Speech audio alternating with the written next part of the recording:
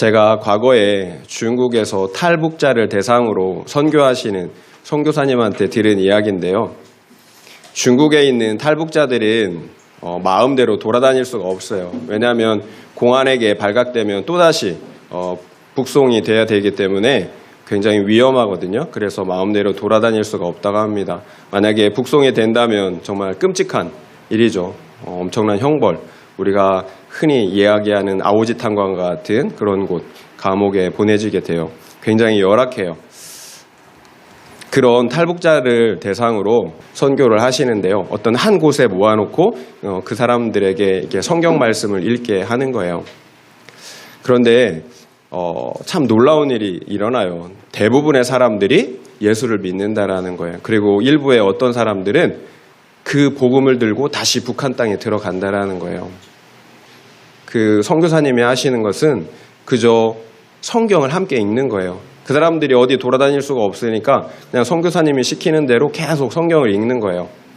6개월이 지나고 1년이 지나면 변하는 거예요. 변하는 거예요. 사실 그 사람들이, 북한 사람들이 예수를 믿는 건 정말 기적과 같은 일이에요. 평생을 주체사상이 그 안에 지금 뿌리 깊게 새겨져 있는데 예수님을 믿는다라는 건 거의 불가능한 일이에요. 그런데 그런 일이 일어난다라는 거예요. 한 일이 아무것도 없어요. 그 선교사님이. 그저 말씀을 읽은 거예요. 그래서 말씀이 그 사람들 마음속으로 들어가게 한 거예요. 그러니까 말씀이 일을 하시는 거예요. 말씀이 그 사람들을 살린다라는 거예요. 그러니까 자기가 받은 그 복음, 십자가의 사랑, 그 사랑을 북녘 땅에도 전해야 되겠다. 죽음을 무릅쓰고 그 땅, 고생이 뻔하잖아요. 죽을 수도 있는 그 땅으로 가는 거예요. 말씀의 능력이 이렇게 대단해요. 놀라워요. 따라서 오늘 저는 말씀의 능력이 우리의 삶에 나타나기 위해서는 우리가 구체적으로 무엇을 해야 되는지를 함께 살펴보기를 원합니다. 오늘 본문을 보면 또다시 하나님께서 모세를 통해서 바로에게 말씀하십니다. 이번에도 순종하지 않으면 역사 이래 한 번도 경험해보지 못한 전무후무한 우박재앙으로 내 땅을 치시겠다라고 말씀하세요. 벌써 이것이 7번째예요. 7번째. 15절 말씀 함께 읽도록 하겠습니다. 15절입니다. 내가 손을 펴서 돌림병으로 너와 내 백성을 쳤더라면 내가 세상에서 끊어졌을 것이나. 하나님은 우박재앙을 예고하시면서 내가 만약 손을 펴서 돌림병으로 너와 내 백성을 쳤으면 내가 세상에서 끊어졌을 것이라고 말씀하세요. 무슨 말씀이세요? 내가 너를 죽이기로 마음먹었다면 벌써 죽었다라는 거예요. 참 무서운 말씀이에요.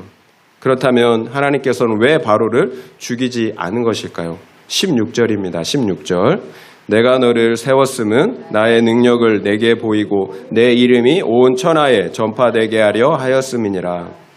이처럼 바로를 왕으로 세운 이유는 여호와 하나님께서 자신의 이름을 온 천하에 전파하시려는 것입니다. 왕이 중요한 것이 아니에요. 왕이면 무엇해요? 구원의 대상이 아닌데. 그러나 이스라엘 백성들 한번 보세요. 비록 노예이고 종이지만 하나님의 백성, 구원의 대상이라는 거예요. 여러분은 왕으로 살다가 지옥에 가길 원하십니까? 아니면 비록 노예 종으로 살더라도 영원한 천국, 하나님의 백성으로 영원한 천국에 가시길 원하십니까? 17절입니다. 한번 읽어보겠습니다. 17절. 내가 여전히 내 백성 앞에 교만하여 그들을 보내지 아니하느냐. 바로는 교만해요. 그래서 보내지 않는 거예요. 하나님의 말씀에 순종할 수가 없는 거예요. 그 마음이 교만하기 때문에. 그런데 왜 교만합니까? 왕이기 때문이에요. 결국 모든 사람에게 인정받는 왕 같은 환경, 형통한 환경이 축복이 아니라는 거예요. 환경이 좋으면 교만할 수밖에 없어요. 하나님을 인정할 수가 없다라는 거예요. 본래 겸손한 사람은 없어요. 겸손한 사람, 본성이 겸손한 사람은 없어요. 환경이 겸손한 거예요. 그렇다면 우리는 어때요? 우리는 다른 사람들보다 부유하고 혹시 행복하십니까? 모든 것이 다 갖춰진 삶을 살고 계시나요? 부부끼리도 대화도 잘 통하고 또 자녀도 잘 되고 모든 일이 형통하신가요? 그렇다면 하나님과 혹여 하나님과는 어떻습니까? 하나님과도 대화가 잘 통하고 또 친밀하게 동행하고 계신가요? 말씀을 기뻐하고 그 말씀에 순종하는 삶을 살고 계십니까? 모든 것이 화평하고 형통한데 그런데 만약 하나님이 없다면 그래서 하나님과의 관계가 점점 소원해지고 멀어지고 있다면 저주예요, 저주. 거짓 화평, 거짓 성공이라는 거예요. 좋다 하다가 결국은 바로처럼 지옥에 갈 수 있다라는 거예요. 세상 사람들이 그렇잖아요. 좋다 하다가 그렇게 가는 거예요. 그렇다고 제 말을 오해하지는 마세요. 환경이 부유한 사람이 구원을 받지 못한다라는 말은 아니에요. 어렵고 위험하다라는 거예요. 그래서 예수님께서는 부자가 천국에 들어가는 것이 낙타가 바늘기로 들어가는 것보다 더 어렵다라고 말씀하셨어요. 여러분, 바늘기는 요만해요. 낙타는 얼마나 커요? 불가능하다라는 거예요. 예수님이 설마 농담을 하시겠어요? 우리가 듣고 싶은 말씀만 들으니까 그런 거예요. 하나님의 나라는 이 세상과 완전히 반대, 거꾸로 법칙이 적용되는 나라예요. 심령이 가난한 자는 복이 있대요. 여러분, 우리가 많이 들었잖아요. 심령이 가난한 자가 복이 있답니다. 그러면 무슨 말이에요? 부유하면 화가 있다라는 거예요. 이게 말이 되나요? 우리가 가지고 있는 복의 개념과 너무 다르죠. 세상과 완전히 거꾸로예요. 또 애통하는 자가 복이 있다라고 말씀하세요. 어떻게 애통하는 것, 그것이 복이 될 수 있을까요? 항상 기쁘고 행복해야죠. 거꾸로예요, 거꾸로. 의를 위해 박해를 받는 것이 복이 있다라고 말씀하세요. 그래서 만약 복음과 예수님 때문에 박해를 받고 미움을 받는다면 기뻐하라고 말씀하고 있어요. 어떻게 박해받는 것이 복이 될 수 있겠어요? 모든 사람에게 인정받고 칭찬받는 것, 이게 복이잖아요, 우리가 생각하는. 그러나 성경은 완전히 반대로 말씀하고 있다는 거예요. 가난하고 애통하고 박해받는 것이 복이 있다라고 말씀하세요. 세상과 다 거꾸로예요. 그렇다면 성경에서 말씀하시는 이런 복들은 여러분이 익히 알고 있는 또 원하고 있는 복과 꼭 같은지 한번 생각해 보세요. 아니죠. 그런데 성경은 천국이 이런 자들의 것이라고 말씀하고 있다는 거예요. 천국이 이런 자들의 것이라고 말씀하고 있다는 거예요. 여러분은 왜 신앙생활을 하십니까? 영원한 생명을 얻기 위한 것입니까? 아니면 한 번 부는 바람과 같은 이 땅의 행복을 위한 것입니까? 그래도 솔직히 부유하고 싶어요. 현재 상황으로는 만족이 안 된다는 거예요. 한 손에는 부귀 영화를, 한 손에는 영생을 이렇게 붙잡고 가고 싶은 거예요. 그런데 예수님은 뭐라고 하세요? 네가 나를 따라오려거든 너에 있는 거 다 팔아서 가난한 자에게 주고 나를 따르라고 말씀하세요. 누구든지 나를 따라오려면 자기를 부인하고 자기 십자가를 지고 나를 따르라고 말씀하신다는 거예요. 잠언 16장 4절 말씀을 읽어드릴게요. 여호와께서 온갖 것을 그 쓰임에 적당하게 지으셨나니 악인도 악한 날에 적당하게 하셨느니라. 하나님께서 이 세상의 모든 것을 그 쓰임에 맞게 적당하게 지으셨다라고 하세요. 심지어는 악인까지도 악한 날을 위해, 악한 날이 있다라는 거예요. 악한 날을 위해 만드셨다라고 말씀하세요. 푸틴이 러시아의 대통령으로 엄청난 지금 권력을 행사하고 있잖아요. 여러분 부러우신가요? 하나님께서 그런 악한 사람도 그 쓰임에 맞게 지으셨다라는 거예요. 우연이 아닌 거예요. 이 세상의 모든 것은 우연이 없어요. 그러니까 푸틴이나 바로왕과 같은 사람들은 그저 하나님의 이름을 드러내는 수단에 지나지 않는다라는 거예요. 비록 권력을 누렸지라도 하나님의 수단에 지나지 않는다라는 거예요. 이처럼 불쌍한 인생이 어디 있겠어요? 어떤 신학자가 이런 말을 했어요. 바로는 그저 하나님의 살아계심을 증거하는 광고판에 지나지 않는다라는 거예요. 택자들을 구원하기 위한 구원의 도구, 광고판, 전광판에 지나지 않는다라는 거예요. 최근에는 인식이 많이 바뀌었는데 얼마 전까지만 해도 개고기를 많이 먹었습니다. 그런데 여러분 식용을 위한 개와 그리고 애완용을 위한 개가 따로 있다는 거 여러분 알고 계시죠? 똑같은 개예요. 그런데 어떤 개는 먹기 위해서 키워요. 그런데 어떤 개는 내 가족처럼 사귐을 위해, 사랑하기 위해 키운다라는 거예요. 극단적인 비유 같지만 큰 차이가 없어요. 택자와 비택자 큰 차이가 없어요. 그렇다면 우리는 광고판처럼 하나님을 드러내는 그냥 수단으로만 살다가 바로처럼 영원한 멸망의 길로 가시겠습니까? 아니면 하나님의 구원의 대상, 하나님의 목적이 되시겠어요? 물론 그와 같은 결정은 하나님의 주권적인 선택이에요. 하나님의 일방적인 선택이에요. 그러나 동시에 우리의 선택의 문제이기도 하다라는 거예요. 오늘 말씀을 보면 어때요? 말씀을 선택하는 사람, 말씀을 기뻐하는 사람, 말씀을 순종하는 사람이 하나님의 택자였다라는 거예요. 하나님의 말씀을 선택하시겠습니까? 아니면 바로처럼 내 욕심을 따라 선택을 하시겠습니까? 우리의 선택의 여부에 따라 우리가 알 수가 있다라는 거예요. 우리가 하나님의 목적인지 아니면 수단인지. 적용 질문을 드리겠습니다. 나는 택자의 선택을 하십니까? 아니면 비택자의 선택을 하십니까? 말씀에 대한 태도, 순종의 여부를 가지고 한번 생각해 보시길 바랍니다. 오늘 우박재앙에서는 앞선 기존의 재앙들과는 좀 다른 부분이 있어요. 19절부터 21절을 읽어보도록 하겠습니다. 19절에서 21절이에요. 이제 사람을 보내어 내 가축과 내 들에 있는 것을 다 모으라. 사람이나 짐승이나 무릇 들에 있어서 집에 돌아오지 않는 것들에게는 우박이 그 위에 내리리니 그것들이 죽으리라 하셨다 하라 하시니라. 바로의 신하 중에 여호와의 말씀을 두려워하는 자들은 그 종들과 가축을 집으로 피하여 들였으나 여호와의 말씀을 마음에 두지 아니하는 사람은 그의 종들과 가축을 들에 그대로 두었더라.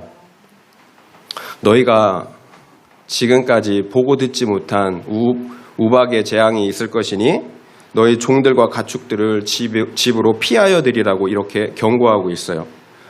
이처럼 이번 우박재앙이 기존의 재앙들과 다른 점은 애굽 사람들로 하여금 대비할 수 있는 기회를 주셨다는 기회. 그러자 바로의 신하 중에 일부 사람들이 여호와의 말씀을 두려워하였다라는 거예요. 그래서 그 말씀을 듣고 자기 종들과 가축들을 자신의 집으로 피하여 들였다라는 거예요. 그런데 여전히 여호와의 말씀을 마음에 두지 않는 사람들도 있었어요. 그래서 그들의 종들과 가축들은 모두 죽임을 당해야 했다라는 거예요. 말씀의 선택, 순종 여부에 따라 사느냐 죽느냐가 결정이 됐다라는 거예요. 그럼에도 바로의 신하 중에 참 이게 놀라운 변화예요. 바로의 신하 중에 여호와의 말씀을 두려워하는 사람들이 생겨났다라는 거예요. 엄청난 변화예요. 27절, 28절도 한번 읽어보겠습니다. 27절, 28절입니다. 바로가 사람을 보내어 모세와 아론을 불러 그들에게 이르되 이번은 내가 범죄하였노라. 여호와는 의로우시고 나와 나의 백성은 악하도다. 여호와께서 구하여 이 우레소리와 우박을 그만 그치게 하라. 내가 너희를 보내리니 너희가 다시는 머물지 아니하리라. 엄청난 변화가 또 나타났어요. 바로가 처음으로 내가 범죄하였다라고 고백을 하고 있다라는 거예요. 또 여호와는 의로우시고 나와 나의 백성은 악하다라고 고백하고 있어요. 앞서도 바로는 당장의 재앙을 피하고자 이스라엘 자손을 내보내겠다라고 말했던 적이 있었어요.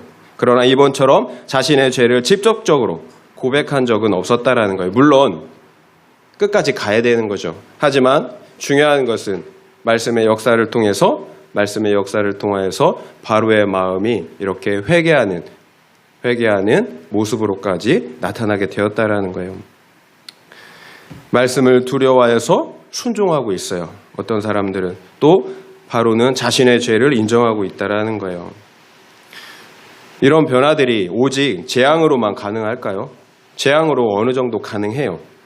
고난이 있었기 때문에 이렇게 회개할 수 있었던 거예요. 그런데 재앙만으로는 충분하지 않아요. 모세와 아론을 통해 선포된 여호와의 말씀이 있었기 때문이에요. 지속적인 말씀의 선포, 말씀의 사역이 있었기 때문에 저들이 그나마 그것이라도 변화가 있었던 거예요. 재앙과 고난이 많다고 여호와 하나님을 알 수 있는 건 아니에요. 한번 일본을 보세요. 동남아 국가를 보세요. 얼마나 자연재앙과 고난이 많아요. 하지만 그들이 재앙과 고난이 많을수록 하나님을 섬기지는 않잖아요. 미신과 우상을 더 많이 섬긴다라는 거예요. 왜 그럴까요? 말씀이 없기 때문이에요.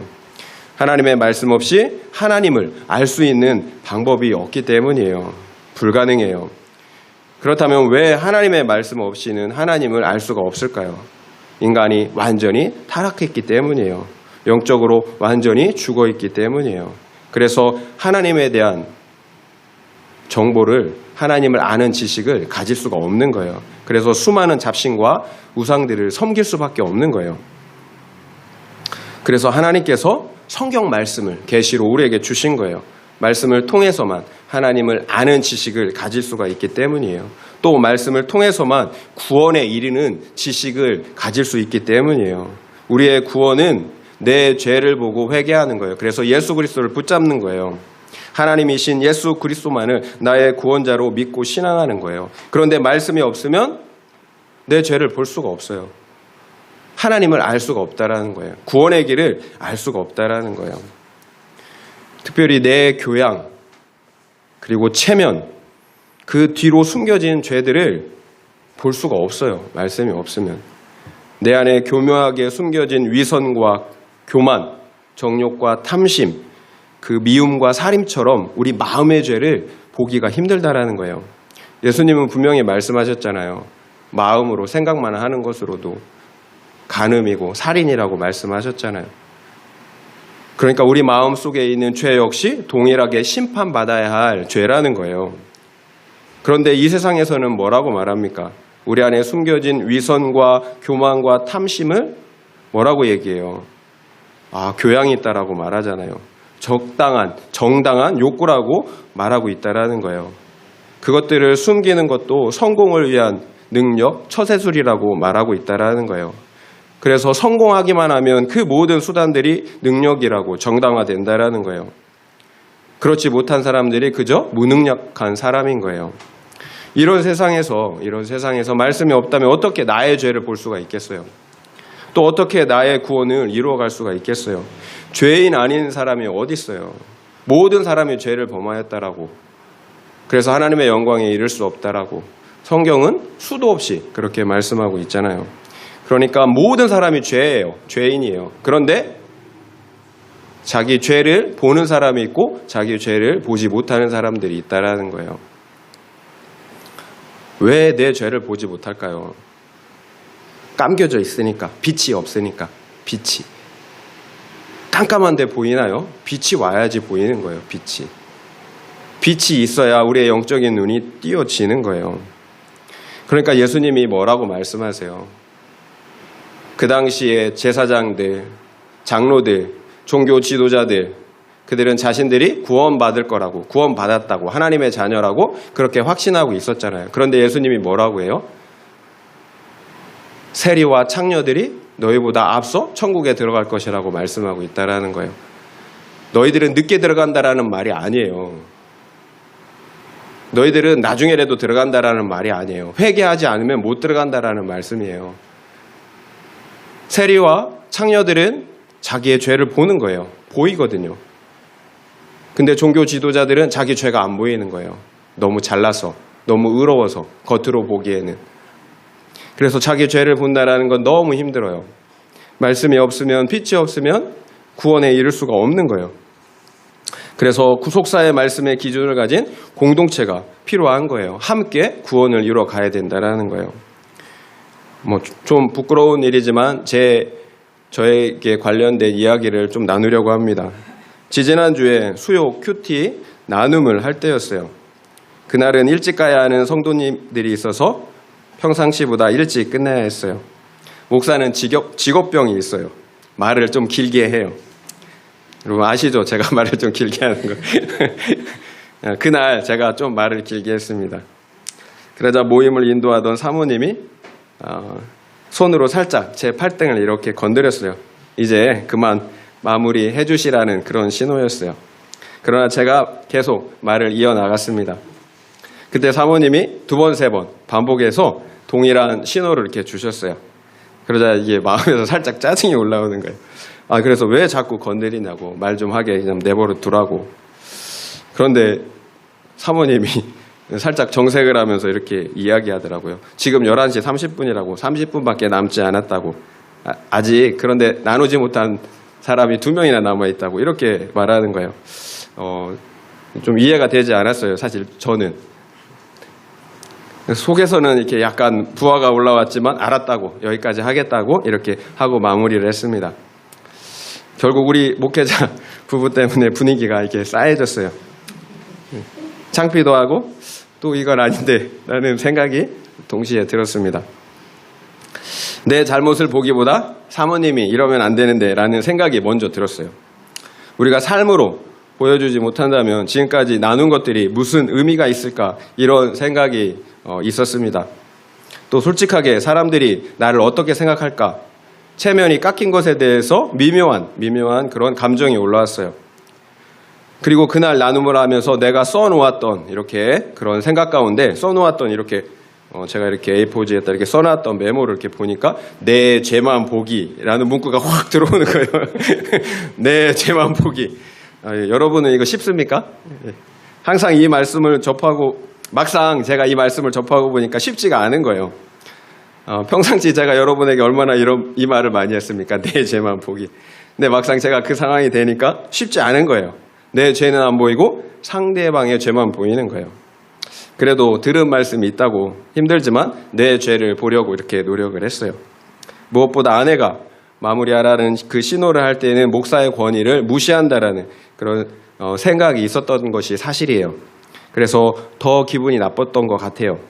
내 자아가, 내 자존심이 공격을 받으니까 그 기분 나쁜 것을 공동체에 이런 태도는 공동체에 좋지 않다라고 이렇게 확대한 죄가 이렇게 보였어요. 정말 공동체를 위한다면 바로 말을 멈추었으면 되는 거였어요. 근데 제 자존심이 그렇게 하지 못한 거죠. 평소 아내에 대한 불평, 불만이 많았다라는 그런 사실도 보게 되었어요.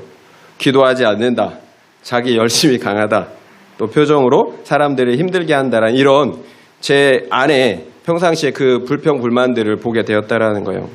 그런데 저는 그런 아내에 대해서 비난의 마음만 가지고 있었지 아내를 공감해 주거나 사랑하지 못했다라는 사실을 보았습니다. 사실 성도님들을 위해서는 기도하면서도 사실 아내를 위해서는 기도하지 못했어요. 왜냐하면 여러분도 내리사랑이잖아요. 약한 사람에게 더 기도를 많이 하게 되는 거예요. 무엇보다 평소 아내에 대한 그런 부정적인 생각들을 대화를 통해서 소통하기보다는 회피하려고 했던 내 모습을 보게 됐어요. 갈등이 싫었던 거죠. 결국 하나님께서 있어야 할 사건으로 그 사건을 이렇게 허락하신 것입니다.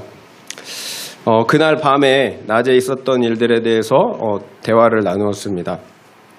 아내는 시간이 부족해서 그렇게 했던 것이다. 그러나 자신이 잘못했다. 이렇게 말했습니다.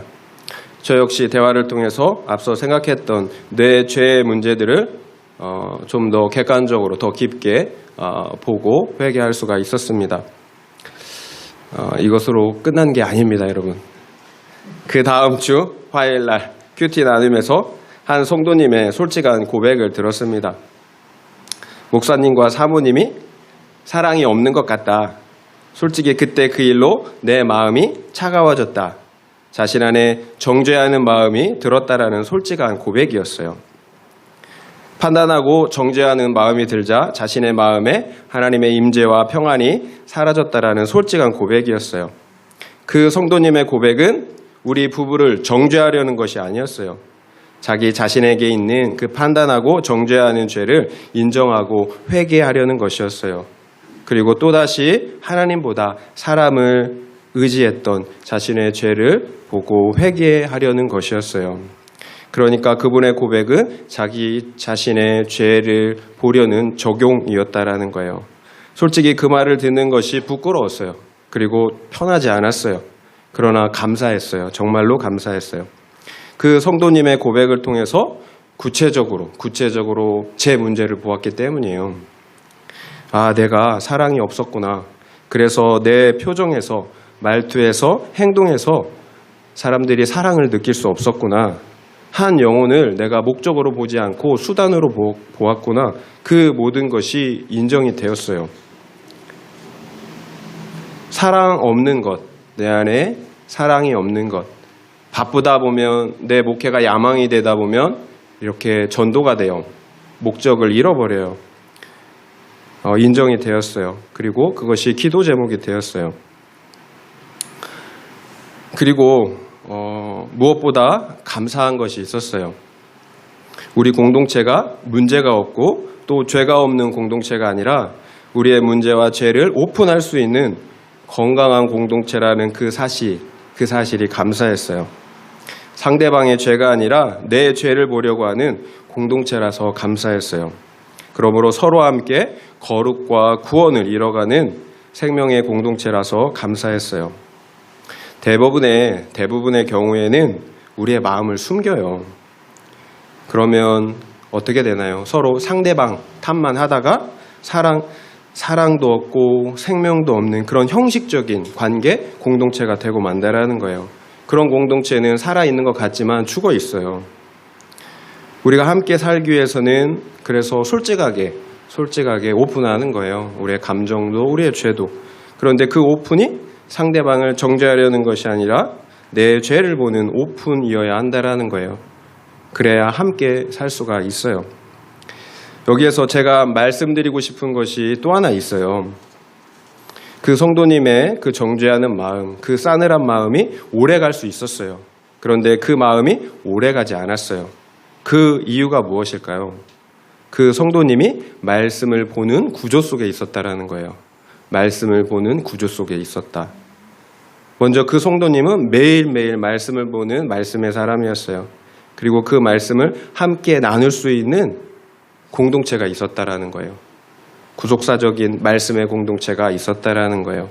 말씀을 보는 공동체, 내가 매일매일 말씀을 보는 큐티를 하는 거예요. 그리고 그 말씀을 공동체 안에서 나누는 거예요. 이런 구조 속에 있었기 때문에 그 죄가, 그 갈등이 속히 끝날 수 있었다라는 거예요. 그래서 성도님은 말씀의 기준을 가지고 자신의 죄를 본 거예요. 그래서 비록 쉽지 않은 내면의 씨름이 있었지만 결국 말씀 앞에 굴복할 수가 있었다라는 거예요. 또 그래서 그 죄에 대한 고백을 공동체에서도 나눌 수가 있었던 거예요. 감사한 것은 죄에 대한 오픈으로 모든 죄의 독들이 힘을 잃었다라는 거예요. 나를 죽이던 독도 그리고 상대방을 죽이던 독도 힘을 잃게 되었다라는 거예요. 저도 그리고 사모님도 마찬가지였어요. 매일 말씀을 보는 구조 속에 있었기 때문에 각자 자신의 죄를 볼 수가 있었다라는 거예요. 그리고 덕분에 우리의 죄를 오픈하고 그 죄로부터 자유케 되었다라는 거예요. 이렇게 우리가 말씀을 보는 구조 속에 있다라는 게 너무 중요해요. 말씀을 보는 구조 속에 있으면 시험이 들어도 금방 회복할 수가 있어요. 내 죄가 보이기 때문이에요. 내가 나의 거룩과 구원을 이뤄가는 것이 아니라 내 안에 계신 말씀이 나의 거룩과 구원을 이뤄가는 거예요. 그래서 말씀이 우리 안에 들어올 수 있도록 무엇이든지 괜찮아요. 큐티 나눔, 예배, 성경 읽기와 성경 공부, 어떤 방식이든 말씀이 우리 안에 거하도록 해야 하는 거예요.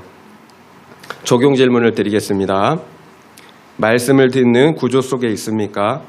그래서 내 죄가 보이십니까? 아니면 다른 사람의 죄만 보이십니까? 한번 생각해 보시기 바랍니다. 요한복음 8장 31절부터 32절 말씀을 읽어드리겠습니다. 그러므로 예수께서 자기를 믿은 유대인들에게 이르시되 너희가 내 말에 거하면 참으로 내 제자가 되고 진리를 알지니 진리가 너희를 자유롭게 하리라. 예수님께서 자기를 믿는 유대인들에게 하시는 말씀이에요. 두 가지를 약속하십니다. 너희가 내 말에 거하면 참으로 내 제자가 되고 진리를 알 것이라고 말씀하세요. 첫째는 제자가 되는 거예요. 두 번째는 진리를 알게 된다라는 거예요. 그런데 이 약속은 조건적이에요. 조건적. 내 말 안에 거해야 된다라는 거예요. 내 말에 거해야 된다라는 거예요. 그래야 내 제자가 된다라는 거예요. 또 진리를 알게 된다라는 거예요. 그래서 그 진리가 너희를 자유케 한다라는 거예요. 모든 죄와 사망으로부터 자유케 하신다라는 거예요. 그렇다면 우리는 어떤 일이 있어도 주님의 말씀 안에 거해야 하는 거예요. 주님의 말씀 안에. 그래야 죄자가 되고 또 진리를 알 수 있기 때문이에요. 그래야 진리가 우리를 자유케 하기 때문이에요. 그럼 진리가 무엇입니까? 말씀이신 예수 그리스도이세요. 예수 그리스도. 예수의 영 성령이세요. 말씀 안에 거하면 진리이신 예수의 영이 우리를 자유케 하신다라는 거예요. 관념으로, 지식으로 자유케 하는 게 아니에요. 성령께서 우리에게 찾아오셔서 우리를 실제의 죄로부터, 사망의 두려움으로부터 우리를 자유케 해주신다라는 거예요. 우리가 말씀 안에, 반드시 말씀 안에 거해야 하는 이유예요. 그렇다면 말씀 안에 거한다라는 것은 구체적으로 어떤 의미일까요? 거한다라는 헬라어는 메노라는 말인데요. 거한다, 거주한다, 산다라는 의미예요. 그러니까 말씀 안에서 산다라는 거예요. 말씀을 기뻐하여서 그 말씀 안에 잠겨 살아가는 것을 말해요. 우리가 자주 하는 말처럼 매일 말씀을 믿고 살고 누리는 거예요. 매일 말씀을 믿고 살고 누리는 거예요. 그런데 그 말씀은 예수께서 자기를 믿는 유대인들에게 하시는 말씀이에요. 믿지 않는 사람들에게 하시는 말씀이 아니라는 거예요. 애굽의 신하들을 보세요. 또 바로왕을 보세요. 분명 일시적으로 여호와의 말씀을 믿었던 사람들이에요. 그리고 자기의 죄를 보고 회개까지 했던 사람들이라는 거예요. 그런데 그들이 구원받았습니까? 그 믿음이, 그 회개가 진짜였나요? 아니에요. 그들 모두는 구원에 이르지 못했어요. 왜 그런가요? 말씀 안에 거하지 않았기 때문이에요. 그들의 고백은 단지 지식적인 믿음에 지나지 않았다라는 거예요. 그래요. 우리의 믿음은 말씀 안에 거하는 믿음이어야 된다라는 거예요. 말씀 안에 거한다라는 것은 그 말씀이 나를 통치하는 거예요. 말씀이 나의 삶을 통치하는 거예요. 하나님이 무엇으로 우리를 통치하시겠어요? 보이지 않는 영이신 하나님께서 말씀을 주셨잖아요. 말씀을 따라 사는 거예요. 그게 하나님의 나라인 거예요. 우리가 신앙생활을 계속해도 우리의 삶이 변하지 않는 이유가 있어요. 계속 말씀드리는 것처럼 먼저는 우리가 말씀을 가까이 하지 않기 때문이에요. 성경을 읽고 묵상하지 않는다라는 거예요. 두 번째는 아무리 하나님의 말씀을 많이 들어도 그 말씀을 나 중심성의 기준으로 그래서 세상 기복의 기준으로 해석하기 때문이에요. 믿음은 주인이 바뀌는 거예요. 내 삶의 주인이 하나님이 되는 거예요. 그런데 계속해서 내가 주인이다 보니까 말씀을 내 마음대로 내 기복을 위해 해석하게 된다라는 거예요. 그래서 바로나 신하들처럼 상황에 따라 말씀을 순종하는 척도 하지만 결정적인 순간에는 순종할 수가 없다라는 거예요. 주인이 바뀌지 않았기 때문이에요. 여전히 내가 주인이기 때문이에요. 그런데 말씀이 내 안에 거해야 하는 거예요. 그래야 그 말씀이 나를 통치할 수 있기 때문이에요. 그래야 우리가 그 말씀을 순종할 수가 있기 때문이에요. 그러면 이런 관점에서 우리는 주님의 제자입니까? 또 진리를 알고 그 진리가 우리를 모든 어둠의 감정과 죄악과 죽음에서 우리를 자유케 하셨습니까? 그렇다면 우리가 구체적으로 그 말씀 안에 거하기 위해서는 어떻게 해야 할까요? 구체적으로 내 삶의 습관들을 정리해야 되는 거예요. 생각으로 끝나지 않잖아요. 우리는 매번 결단해요. 생각해요. 해야 되겠다라고, 말씀 가까이 해야 되겠다라고 생각한다라는 거예요. 그런데 실제는 어때요? 내 삶에 어떤 변화도 일으키지 않는다라는 거예요. 내 삶의 습관들을 정리해야 되는 거예요. 가지치기를 해야 된다라는 거예요. 내가 하고 싶은 거 다 하고 말씀을 봐야지. 시간이 없어요. 먼저 말씀 보는 시간을 확보해야 되는 거예요. 말씀에 대한 여러분의 생각이 하나님에 대한 여러분의 생각이에요. 말씀을 경외하는 사람이 하나님을 경외하는 사람이에요. 구별해야 되는 거예요. 시간을 확보해야 되는 거예요. 내가 하고 싶은 거 다 하면 저도 이것만 하고 해야지 하는데 그러면 꼭 못하더라고요. 육의 양식은 기껏해야 이 세상이 전부예요. 그러나 영의 양식은 영원을 지금부터 영원까지 보장해 준다라는 거예요. 결국 우리 믿음의 문제인 거죠. 우리의 우선순위의 문제. 지지난주에 저는 잠깐 남는 시간에 좀 이렇게 재미있는 유튜브 짤을 보았어요. 또 제 고백이에요. 조금만 보려고 했는데 한번 보고 나니까 멈춰지가 않더라고요. 이렇게 너무 재미있으니까. 결국 1시간 반이 이렇게 훅 지나가는 거예요. 조금만 보려고 했는데 한 10분? 이렇게 보려고 했는데. 그런데 유튜브를 이렇게 보기 전과 그 후의 마음이, 제 마음이 확 달라진 것을 제가 볼 수가 있었어요. 아, 설교를 준비해야 되겠다 이런 막 열정이 있었거든요. 근데 유튜브를 딱 보고 나니까 설교 준비하기 확 싫어진 거예요. 그냥 1시간 좀 넘게 유튜브를 봤는데 마음이 바뀐 거예요. 그러니까 내 마음에 무엇을 넣느냐가 이렇게 중요하다라는 거예요.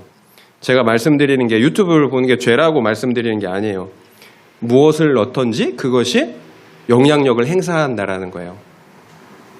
영향력. 우리가 무엇을 먹든지 그 음식이 나에게 영향력을 행사하잖아요.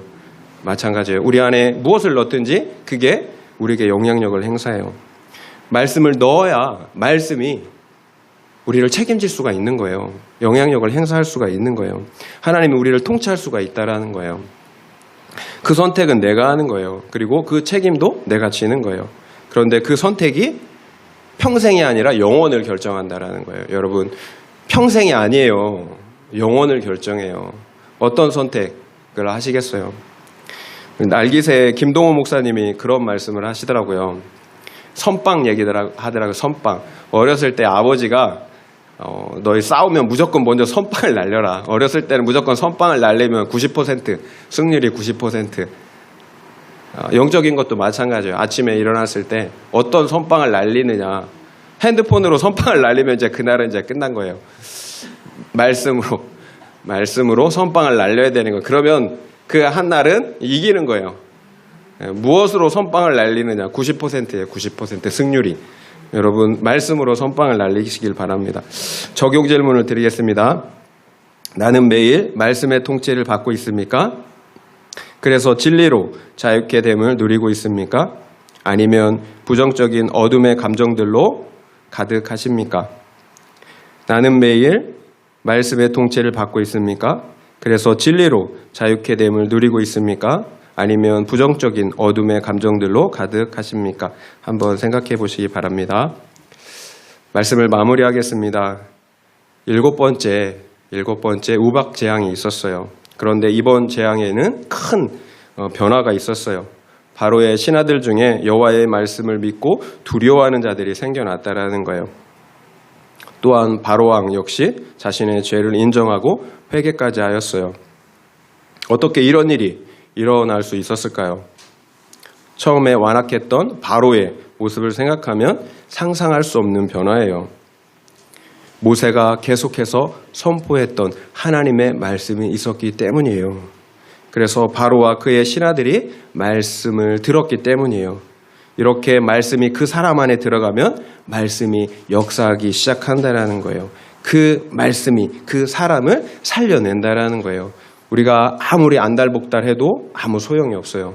말씀이 들어가야 살아나는 거예요. 그래서 우리는 반드시 말씀을 듣는 구조 속에 있어야 합니다.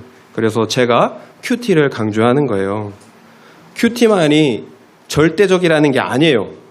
큐티가 절대적인 거 아니에요. 성경 읽기, 성경 공부, 설교 듣기 다 좋아요. 다만 저희 교회의 방향은 함께 큐티하는 교회예요. 제가 볼 때 큐티가 말씀을 믿고 살고 누리기에 가장 좋은 형식이라고 생각했기 때문이에요. 그래서 큐티 하시기 바랍니다. 네. 또한 우리가 말씀을 듣는 구조 속에 있다고 할 때 공동체의 중요성은 아무리 강조해도 지나치지가 않아요. 어떤 공동체에 있느냐에 따라 어떤 물을 우리가 영향력을 받게 되는지 우리가 다 알고 있잖아요. 어떤 공동체, 그리고 우리가 반드시 그 공동체에 속해 있어야 된다는 거예요. 먼저 공동체에 속해 있지 않으면 개개인은 쉽게 무너질 수밖에 없어요. 연약해요. 저부터 굉장히 연약해요. 설교를 준비하고 그나마 나눔을 하고 이렇게 하니까 선한 의무감으로 한 번이라도 더 말씀을 보게 되는 거예요. 그나마 그 말씀이 저를 지켜주는 거예요. 공동체에 속해 가야 하는 또 다른 이유가 있는데, 공동체에 속하지 않으면 나 중심적인 신앙생활, 또 기복적인 말씀 해석을 하기 때문이에요. 바로왕과 그의 신하들을 한번 보세요. 비록 일시적으로 회개하고 믿음을 가진 것처럼 보였지만 결국 믿음에 있어서 파선하고 말았다라는 거예요. 공동체가 있었다면, 좋은 공동체가 있었다면 좀 달라지지 않았을까요? 결국 사는 길은 말씀밖에 없어요. 여러분, 말씀의 능력을 믿으시기 바랍니다. 말씀의 능력을 믿으시길 바라요. 여러분, 어떤 수단과 방법을 가리지 말고 말씀이 여러분 안에 들어가게 하세요. 여러분 안에 말씀이 들어가게 하도록 하세요. 그러면 그 다음부터 말씀이 책임지세요. 말씀이 여러분을 살려내신다고요. 말씀이 여러분을 살려내는 그런 복된 인생 다 되시기를 예수의 이름으로 축원드립니다.